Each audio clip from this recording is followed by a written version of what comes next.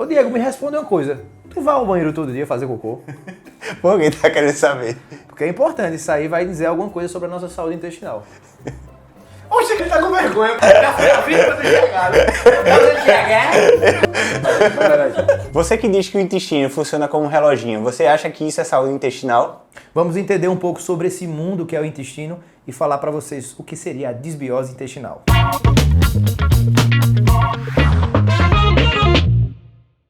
E aí pessoal, bem-vindo a mais um vídeo do nosso canal Papo de Saúde. Eu sou o Dr. Diego Santos. E eu sou o Dr. Rafael Coelho e já vou pedindo que quem não se inscreveu no canal, se inscreva aí no canal agora e também ative as notificações, que toda vez que tiver conteúdo vocês vão ficar sendo informados. Também não esqueçam de nos seguir nas redes sociais. Sim, claro. E antes de começar o bate-papo de hoje, vale lembrar que a gente não está com o intuito nem de passar informações como se medicar, como dosagens, tempos. Não, a gente está com o intuito de informar o conteúdo trazido nesse vídeo. Esse é o nosso grande objetivo, informação para vocês. Mas focando no nosso bate-papo, vamos falar sobre saúde intestinal. E antes de falar sobre saúde intestinal, é importante que vocês entendam o que seria microbiota intestinal. É aquele conjunto de bactérias que povoa o nosso intestino e que metaboliza a partir de vários nutrientes, algumas coisas que nos trazem benefício à saúde. Pois é, essas bactérias nos trazem benefícios, diferente daquela ideia de que bactéria é uma coisa ruim para a nossa saúde, essas realmente melhoram a nossa qualidade de vida.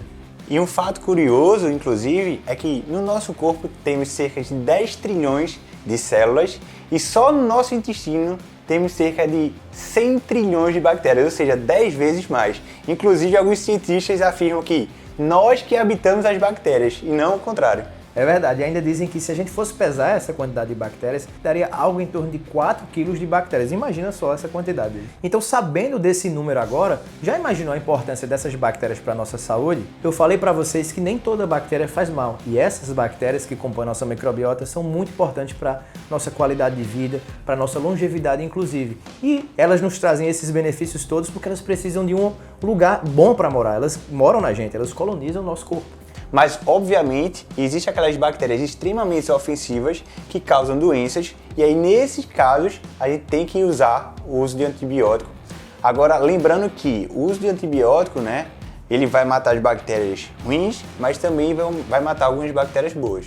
Por isso que, geralmente, quando a gente utiliza antibiótico para algumas doenças, a gente cursa com diarreia, dor abdominal e outras queixas intestinais, porque a gente acaba aqui matando um pouco dessas bactérias que nos trazem essa saúde e esses benefícios. Ficou muito bom, velho. Mas em relação aos tipos de bactérias que habitam o nosso intestino, será que só existem bactérias? Eita, muito bom. Tá melhor, Álvaro? Mas e em relação às bactérias... Oxente, danou-se. Mas e em relação às bactérias que habitam no... Que é isso?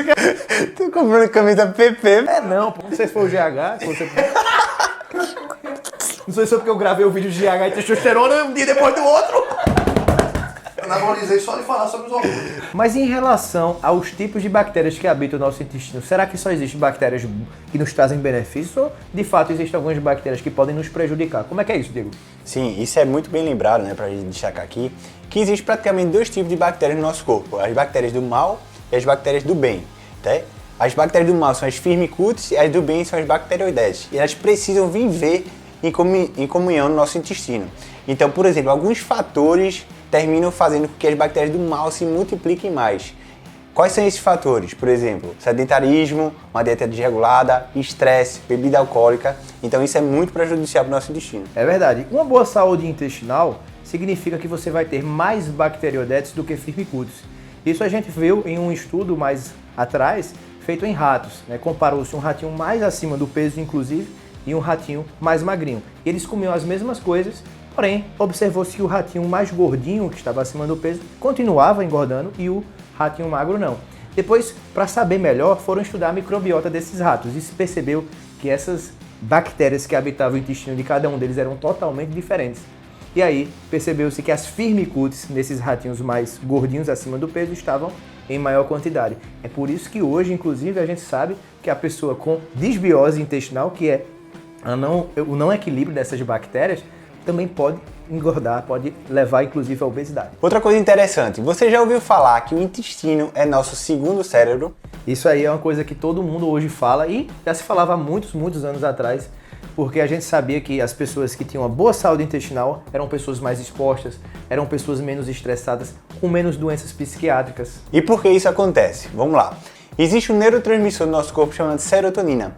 Ele é responsável, por exemplo... Pelo quê? Ele é responsável em causar, por exemplo, nosso bem-estar. Isso, tudo assim, serotonina, conhecido inclusive como hormônio do bem-estar, ou da alegria. Existe um neurotransmissor no nosso corpo que é a serotonina.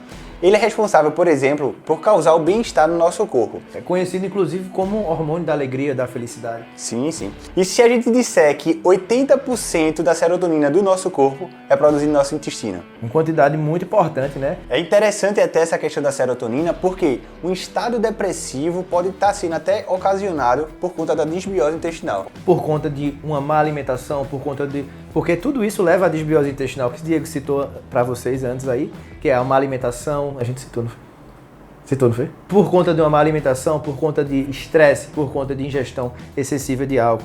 Tudo isso tem relação com a disbiose intestinal e pode, obviamente, levar a modificações no seu humor. E para concluir essa relação da serotonina, estado depressivo e disbiose, é muito interessante que hoje em dia estão sendo lançadas algumas medicações psiquiátricas baseadas em cepas de bactérias para ter a modulação intestinal no nosso corpo. Cada vez mais a gente tem essa certeza que nosso intestino tem relação com o nosso estado de humor.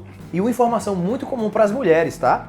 A boa saúde intestinal tem uma relação direta, inclusive, com casos diminuídos de infecção urinária de repetição, casos diminuídos de candidíase de repetição. Veja aí outra relação de uma boa saúde intestinal, sem existir a disbiose, né?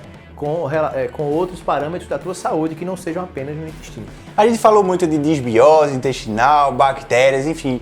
Mas como a gente vai ter essa saúde intestinal desejada, Rafa? Não é tão difícil, Diego. A gente vai ter que ter bons hábitos. Por exemplo, ser sedentário leva a uma má saúde intestinal, leva a disbiose. Então, você praticar exercício físico é uma delas.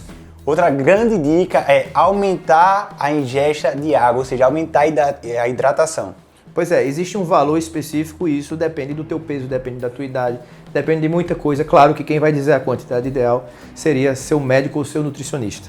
Uma alimentação equilibrada em termos de macronutrientes e micronutrientes também, vitaminas e... Sim, claro. Vai de novo. Foi mal. É porque... Tudo bem. Uma alimentação equilibrada em termos de macronutrientes e também dos micronutrientes, que são as vitaminas e sais minerais. A alimentação é fundamental, né? A gente sabe que aumentando a ingesta de frutos e vegetais, por exemplo, a gente melhora a nossa saúde intestinal e, por exemplo, cortando açúcar refinado. Esse aí a gente sabe que é um grande vilão. Alimentos ricos em fibras, como as frutas que o Diego citou, também são muito indicados para uma boa saúde intestinal, para a prevenção da disbiose. Tá bom a camisa? Pois é, gente, intestino é um tema muito amplo e é por isso que surgem muitas dúvidas e a gente até selecionou, não é, Diego, algumas perguntas para discutir aqui com vocês. Então vamos lá, as perguntas que fizeram lá no nosso Instagram. A primeira pergunta foi: eu sou intolerante à lactose, sou intolerante a algum alimento, eu tenho disbiose intestinal? Veja só, pessoal, não tem como saber através disso se você tem a disbiose intestinal. A gente sabe que se você ingerir esses alimentos que você é intolerante, você vai aumentar a inflamação ali no seu intestino, que vai propiciar a uma disbiose intestinal. Outra pergunta muito comum foi essa aqui, ó. Qual a diferença entre pré-biótico e probiótico?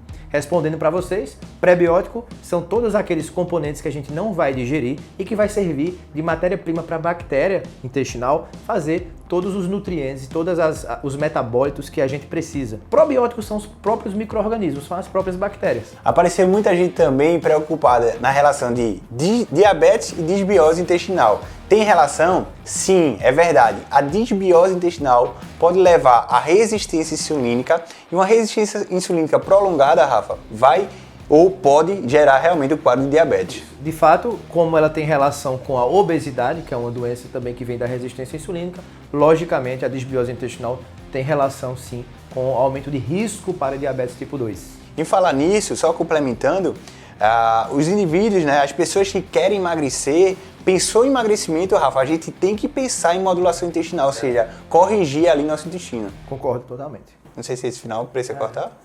Corta esse concordo. Tava falando da minha parte. Ah, tá, beleza. Outra pergunta foi a seguinte: antibiótico. Anticótico. Antibiótico. Vai lá. Vai. Outra pergunta que foi muito comum foi a seguinte: antibiótico leva a prejuízo da saúde? Qual é a pergunta mesmo? A desbiose, Então, né? comum que é- Outra pergunta foi a seguinte: antibiótico faz mal à saúde intestinal? Gente, essa pergunta é um pouco polêmica. Na verdade, o antibiótico tem suas indicações se existir uma doença infecciosa, se prescrito por um médico, obviamente.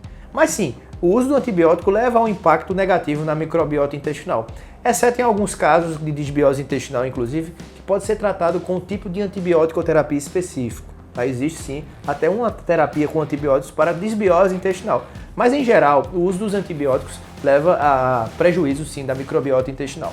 Isso, Rafa. Então, usar antibiótico quando for bem indicado, né? Quando a pessoa estiver realmente com a doença.